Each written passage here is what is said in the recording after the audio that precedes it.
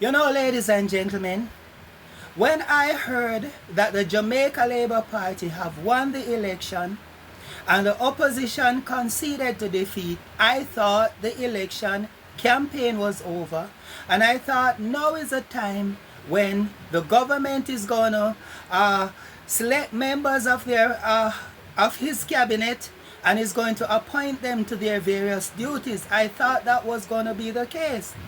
Now, I was wondering why the People's National Party and their supporters are so silent.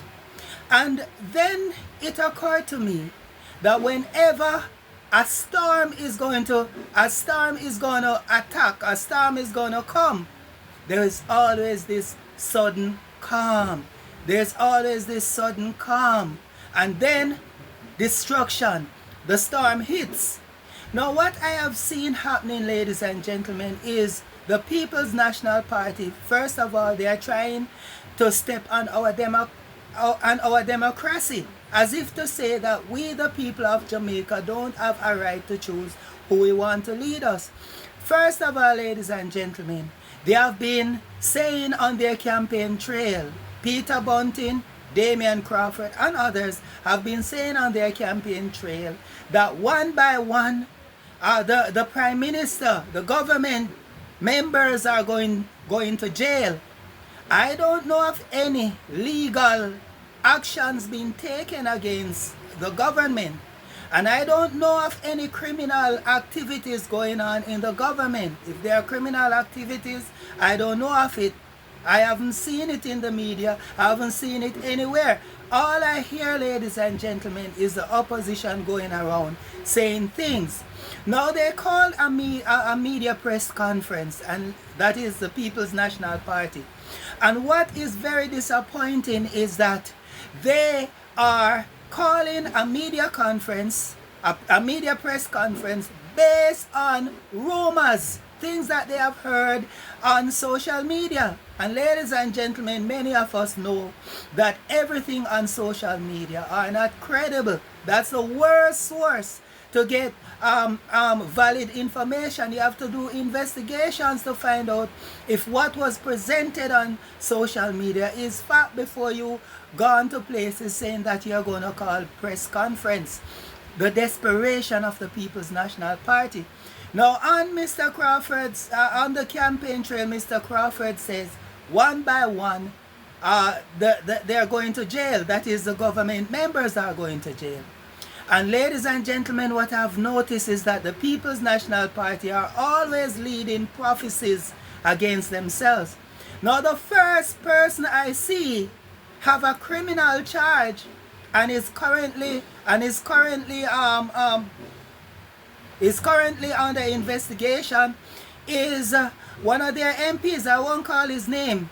What happened is that he attacked an election day worker, and to the point where he assaulted her, broke her glasses, and then he says that the police are saying that he is being charged for assault and malicious destruction of property, and they haven't spoken about the fact that he made a report to the police.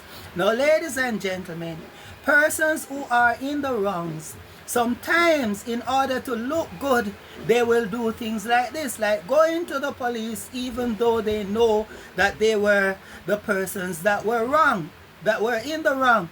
Just like years ago, after I was coming from church, just finished preaching, ladies and gentlemen, and was attacked and stabbed in my head with a knife. And the person who do the stabbing, ladies and gentlemen, went to the police to have me arrested while I was in the hospital being treated for the stab wound, only for the police to realize that I wasn't the one who was in the wrong. So it happens that after investigations were done, the person got arrested. And in this case, ladies and gentlemen, who have been charged and who is supposed to buy back the person's prescription glasses is a PNP activist, a PNP MP. So what am I saying, ladies and gentlemen? Be careful what you wish for others, because things can backfire. And what I have noticed during the election campaign is that they have been weaponizing wealth. That is the People's National Party, to the point where they were spreading lies in the public domain that Mr. Holness have 28 bank accounts. And those 28 bank accounts that they accuse the Prime Minister of having, God just turn it back around and give them 28 seats in Parliament. So they get 1 seat for each false claim that they made against the Prime Minister, saying that he has 28 bank accounts. And Mr. Golden, who have his 35 bank account that nobody is talking about, ladies and gentlemen, turned out to be 35 seats for the Jamaica Labour Party. And that, and if he haven't learned from that, ladies and gentlemen, I don't know what else he learned from. No weapon that is formed against the people of God will ever prosper, and every tongue that rises up against them in judgment will be condemned.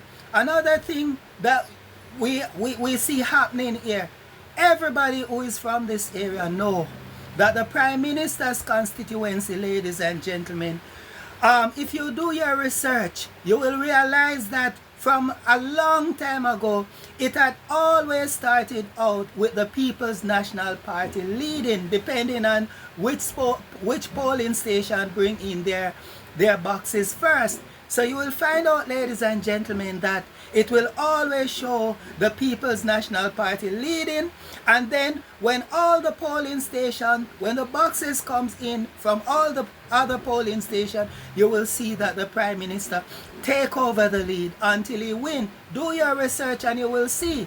So they are, because let me tell you something, everybody know Patrick Roberts. He ran against the Prime Minister 3 times, and that's the same way it has been happening for the 3 times that Patrick Roberts run against the Prime Minister and lost.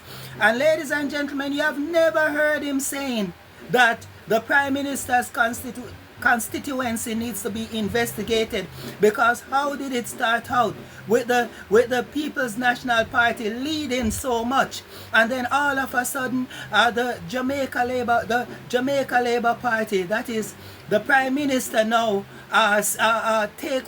overtake them, and then start leading by a massive amount until he is actually declared the winner. Now, ladies and gentlemen, we all know that this is how the constituency, the Prime Minister's constituency are.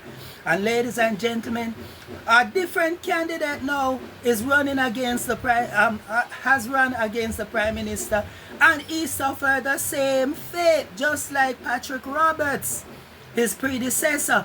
And Patrick Roberts admit his defeat, and he take it gracefully. And now this newcomer, Mr. Buchanan, is complaining now that there are irregularities in the Prime Minister's constituency. Something, ladies and gentlemen, that they cannot prove.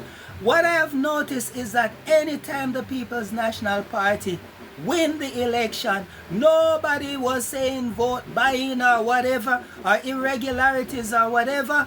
They just, even though, ladies and gentlemen, there have been regularities, you don't hear anybody saying anything about it, because, ladies and gentlemen, Mr. Pattison presided over the worst terms.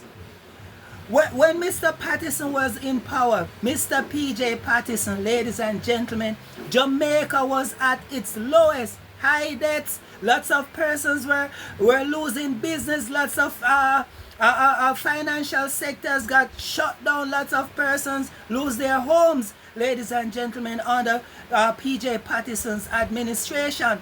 And you never hear anybody complaining about irregularity.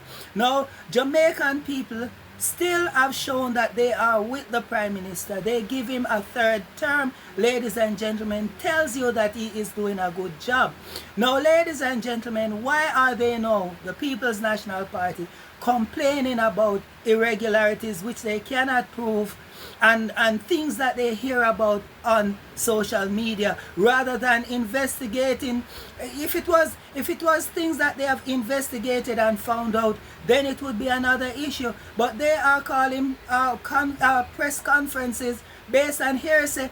That, I say, is very poor. Come on.